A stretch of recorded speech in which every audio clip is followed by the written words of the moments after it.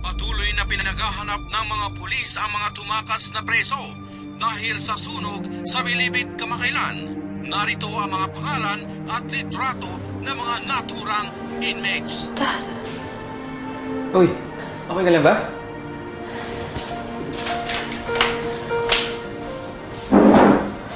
Anong problema? Daddy mo ba yung isa sa mga yan? Kevin, kung ano man yung nakita mo, huwag mo napansinin yun. Wala yun. Darling, alam mo, hindi ka mapapaya kung ganyan ka. Anong problema? Kausapin mo ako. You can trust me.